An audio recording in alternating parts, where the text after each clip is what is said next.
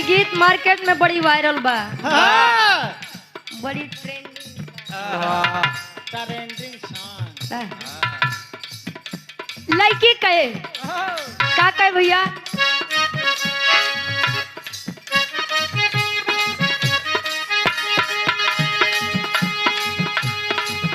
अरे लेके मोबाइल करी लाए समाइल लेके मोबाइल करी लाए समाइल लेके मोबाइल करी लाए समाइल अरे लेके मोबाइल करी लाए समाइल जब देखिल तोहरा रील के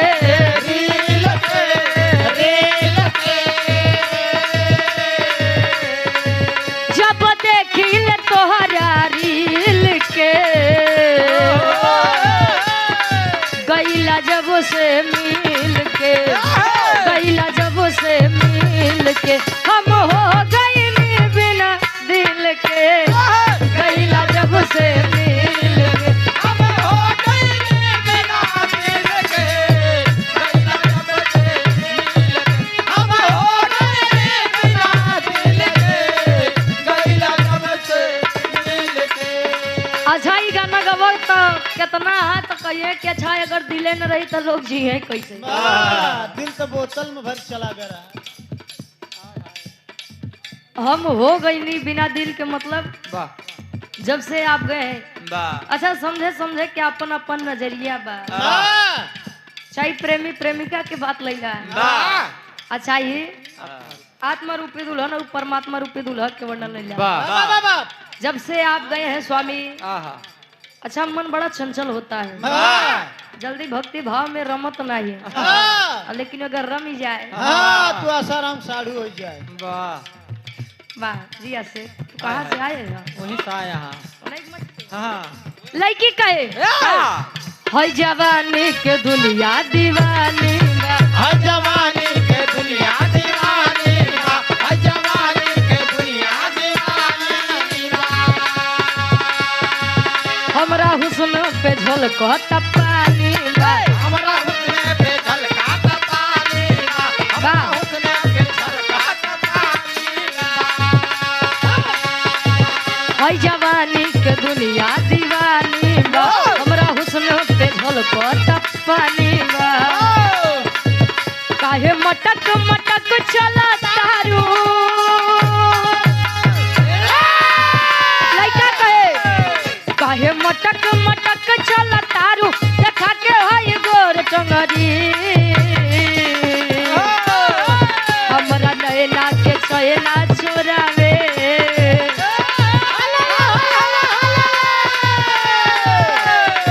हमरे नैना के चैना चोरावे गोरी तोरी लाल घोघरी हमरा नैना के चैना चोरावे गोरी तो लाल घाघरी हमरा नैना के चैना चोरावे गोरी तो लाल घाघरी।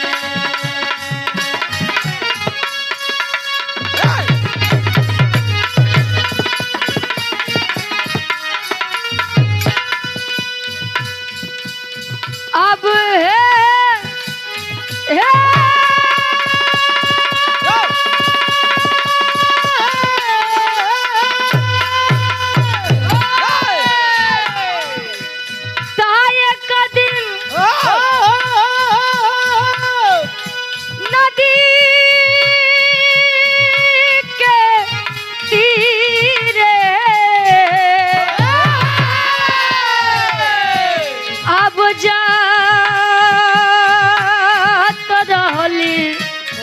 धीरे रे धीरे हम आखी देखनी हम आखी देखनी त सुंदर शरीरिया यज्ञ में झरला होरा हम आखी देखनी सुंदर शरीरिया यज्ञ में झरला होरा हम आखी देखले सुंदर शरीरिया यज्ञ में झरला होरा। नश्वर संसार है नश्वर देह है कितनो बढ़िया ब्रांडेड कपड़ा पहन ले बा, कितनो बढ़िया तेल साबुन लगाई ले बा, ब्लेजर कितना महंगा खरीद के पहने रहते। लेकिन जोने दिन जाबा बाबा स्वार्थ का संसार है। ऐसा नहीं है कि हम बता रहे हैं तो हमारा स्वार्थ नहीं है, स्वार्थ क्या दुनिया है। बाबा अपने जब इस संसार को छोड़ के जाते हैं तो लोग इस स्वार्थ में रोते हैं कि अब वो नहीं है तो हमारा आगे का काम कैसे होगा। बाबा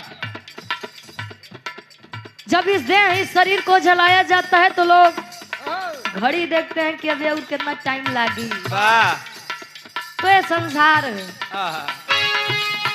एक नसीहत है आप लोगों के लिए, केहू के मैयत में आप लोग जाया चाहे मत जाया, लेकिन बेईमानन के मैयत में जरूर जाया। ये देखने के लिए कि आखिर जो पूरी जिंदगी वह बेईमानी से दलाली से जितना पैसा रुपया घर द्वार बनाए वो देखो कुछ लेके जात बा कि नहीं। यहाँ से कोई कुछ नहीं लेके जाएगा। अच्छा नाम दुइये जने के बाद या तो जे बहुत बढ़िया काम करे या तो जे बहुत खराब काम करे, बीच वाले के गिनती बीच वाले वैसे कोनो काम के नहीं होते। कहना पड़ा कैसे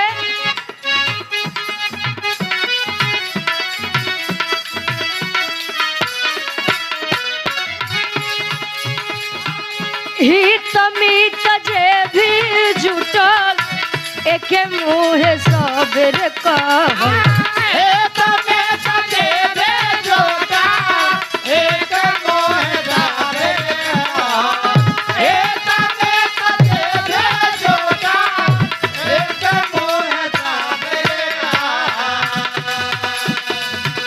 हित मीत जे भी जुटल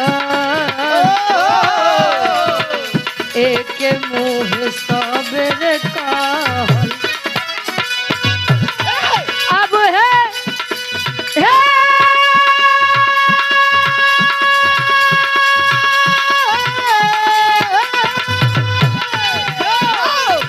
हित मीत जे भी जुटल, हित मीत जे भी जुटल एके मुँह सबेर कहल। बेटा के मरले अरे बेटा के मरले तब बाबूजी के नासर तनवा जरला होगा। बेटा के मरले बाबूजी के नासर क्या बात? बेटा के मरले बाबूजी के नासर तनवा जरला होगा। बेटा के मरले बाबूजी के नासर तनवा जरला होगा।